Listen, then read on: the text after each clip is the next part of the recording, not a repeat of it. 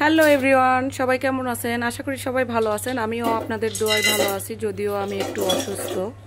এই জন্য শরীর মন মানসিকতা কোনোটাই ভালো নেই। তো তারপরেও তো রান্না করতে হবে বলেন। তো আজকে আমি একটা মজার রান্না করব। সব সময় তো মাছ গোস্ত এটা সেটা আমরা খাই, আর মাছ গোস্ত খাইতে খাইতেও কিন্তু অনেক সময় বিরক্ত লাগে। তাই মনে হয় যে শাক লতা পাতা এটা সেটা হাবিজাবি, তখন মাথায় আসে ভর্তা, এটাই বেশি ভালো লাগে। তো আমি আজকে বিশেষত রান্না করছি খুরার ডাটা শক্ত যেটা, এটাকে আপনারা কি বললেন আমি জানি না, তবে আমরা খুরা বলি।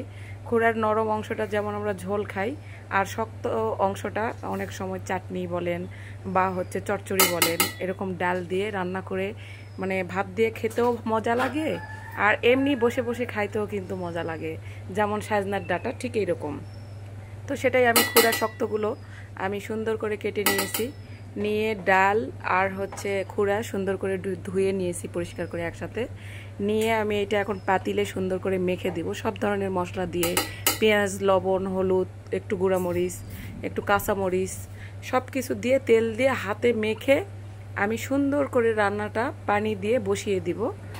তো এই খুরাটা হচ্ছে দেখবেন আপনারা যখন খুরা একগুলো আছে দেখবেন যে ঝোল খায়, যেমন নরম নরম ওইগুলো সেগুলো হচ্ছে ঝোল খায়, আর যেগুলো শক্ত ডাটা সেগুলো হচ্ছে অনেক সময় আমরা এইভাবে রান্না করে খাই। আপনারা কে কি বলেন এই রান্নাটাকে আপনি অবশ্যই কিন্তু জানাবেন।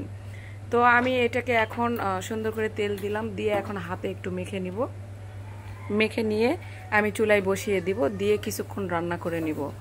তো যেটা বলছিলাম যে সব সময় তো মাছ গোস্ত আমরা খাই, মানে সব সময় একই খাবার খাইতেও তো মানে ভালো লাগে না। অনেক সময় দেখবেন যে মাছ একঘেয়েমি লাগে, গোস্ত একঘেয়েমি লাগে, বিরক্ত লাগে। তাই ওই সময় দেখবেন যে শাক ভাজি, ভর্তা, মানে ভাজি ভর্তা, এক্সট্রা এক্সট্রা মানে এই ধরনের খাবারগুলো একটু বেশি ভালো লাগে।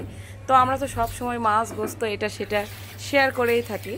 তো আজকে আমি এই নর্মাল খাবারটা আপনাদের কাছে নর্মাল হয়তো বা, কিন্তু আমার কাছে অনেক মজাই লাগে। যদিও অনেক সময় অবসর টাইম, যদিও বাইরে বৃষ্টি হচ্ছে, এটা এমনিও বসে বসে খাওয়া যায়। এখানে আমি মসুর ডাল অ্যাড করছি, এটা এমনিতে এই যে মেখে দিলাম, দিয়ে রান্না করব।